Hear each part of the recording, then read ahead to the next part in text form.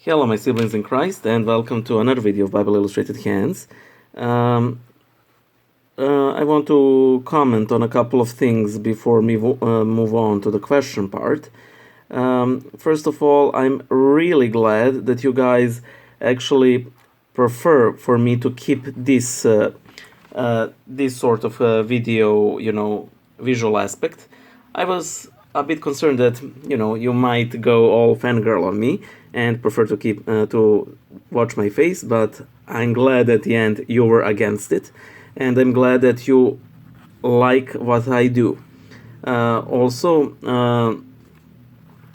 a couple of a bit of a background what I'm drawing right now. I'm doing the Inktober challenge, and if you haven't heard of it, it is a challenge where the artists are asked to try to draw one ink drawing every day for the whole month of October, and I'm doing that right now. Each day an artist is supposed to follow a different prompt for every day, and I'm trying to draw the whole 13th chapter of the book of Proverbs with each verse corresponding to a different prompt. This is the prompt for this verse is dragon, and because Proverbs 13 does not have 31 verses, I will probably do a couple of Proverbs 12, to make up for the verses missed. And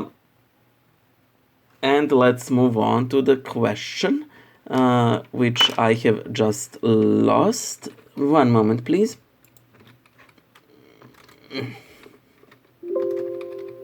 Okay.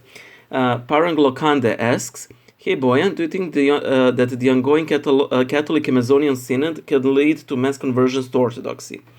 I will simply interpret this question as my thoughts on Amazonian Synod, because it is essentially what it is. Okay, first a bit of a background. There is a synod assembled in Rome, convened by Pope Francis, where they're trying to answer a couple of challenges that are very specific to Catholics living in the Amazonian basin. These include, but are not limited to, the issues of indigenous land, environment, role of women in the church, and especially the lack of priests in those areas. Okay, so let's go one by one. First of all, I will start with the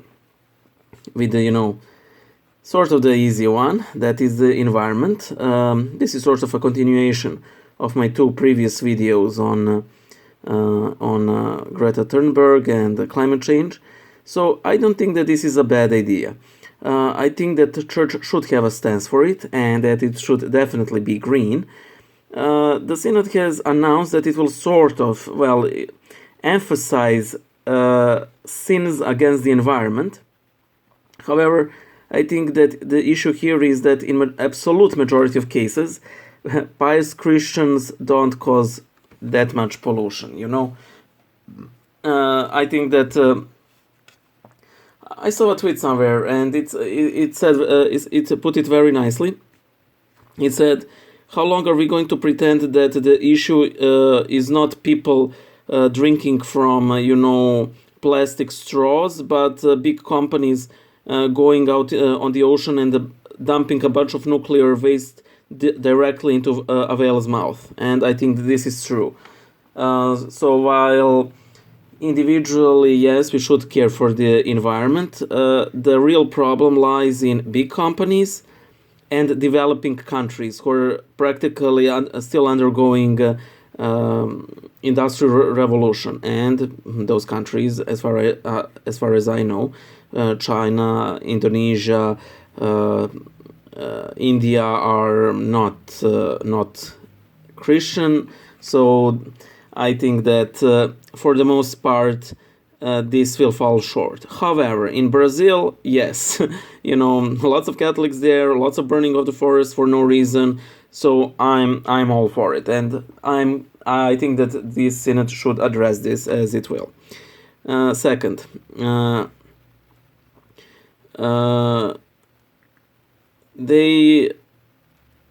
the issue of the lack of priests is addressed in Amazonian Basin, and this is something that is plaguing the entire Catholic Church. However, now this is something that a lot of you guys may disagree with me, but okay, first of all, they suggested that they introduce viri probati, that is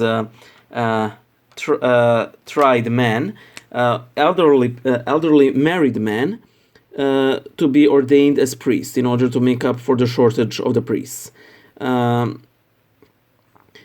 I think this is a great idea, and if it leads to cancellation of mandatory clerical celibacy, all for the better. It is a vestige, the clerical celibacy, it is a vestige of some other time that is, for some reason, I have no idea why, actually I know, but I'll go that in a second, that is simply being kept around because priests are elevated into such great heights. Well, no, they're not. They're people. The reason why Catholics need celibacy is so bishops can control priests. That is all there is to it.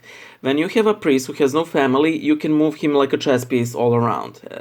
I'm talking from a bishop's perspective, so it is very easy. Ironically, the exact same thing is true in the Orthodox circles for married clergy in an opposite manner. So, because if you have a priest who has a family, he's also very easy to actually, control, because even though he has, a wife and a child that attends a certain school and everything, he's easy to influence to your position, because that priest's livelihood and that of his family depends on your whims, So, but in any case, I think that the celibacy has caused great disservice to the Catholic Church. Everybody's blaming, Vatican II and whatnot to, for the shortage of priests. And well, it is definitely a contributing factor. It isn't the main one. It's simply celibacy. And at one point, you will lose a lot of priests. And this is the case in, developed areas, because people are not having as much as children as they did, And unless you fix that, you will always have a shortage of priests. Yet it is great that traditional communities have an explosion of what they call them, vocations. But that is because everybody's so devoted there. The split second traditionalism becomes a norm, you will have the same problem all over again. So, I wouldn't bet on it. So, simply ditch the celibacy and kaboom, everything solved.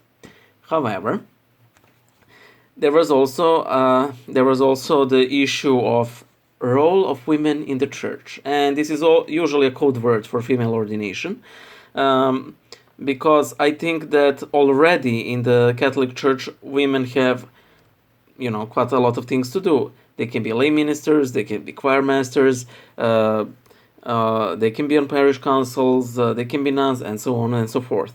To be quite honest, I never really understood the role of deacon in the Catholic Church. It always seemed very reduced, but also in the Orthodox Church. In Orthodox Church, deacons have much of a bigger liturgical role, but outside of the liturgy, it is a bit problematic, because, they're supposed to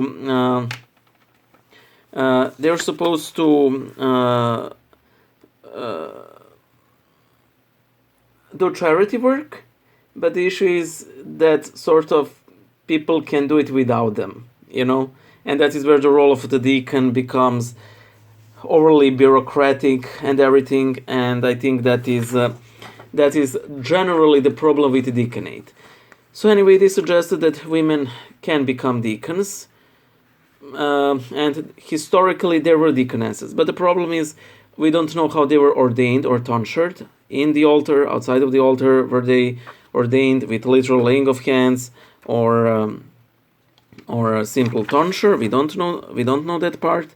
For one, and second, in all probability, because at the time baptism by immersion was the norm.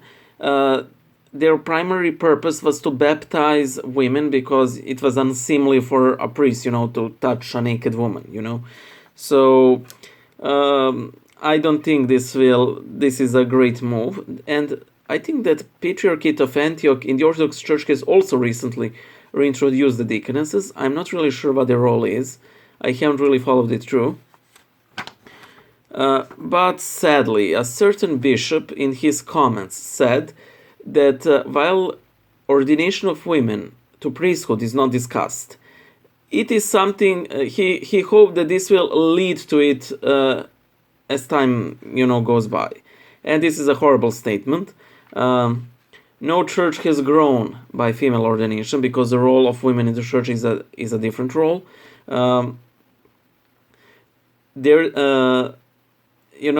Because priests are there to serve the sacraments. I don't want to go into the whole issue, but I don't think this is a good idea, in short. So yeah, this synod, it has some good things, it has some bad things. I see that some people were whining about it being, introducing some demonic pagan hullabaloo from the Amazonian rainforest, but I really thought that it was fear-mongering, Will this lead to mass conversions to Orthodoxy? It might, but, I think that what will lead to mass conversions to Orthodoxy is possible female ordination in the Catholic Church. I think that will be the major trigger. Otherwise, if somebody converts to Orthodoxy because of the deaconesses, well, we have deaconesses in Antioch. And St. Nectarios of Egina also ordained a couple of deaconesses, so they're not really changing that much as regards to that. There's a big shift in spirituality itself, but those who convert because of deaconesses will be severely disappointed. That is it for now. And a question for all of my Catholic subscribers: what are your thoughts on this? Because I'm really curious to know, because you're probably more in the know than I am. This is just me sharing, some thoughts of what information I could gather before this video, which isn't much. But hey, it made for a 13 minute video. Bye!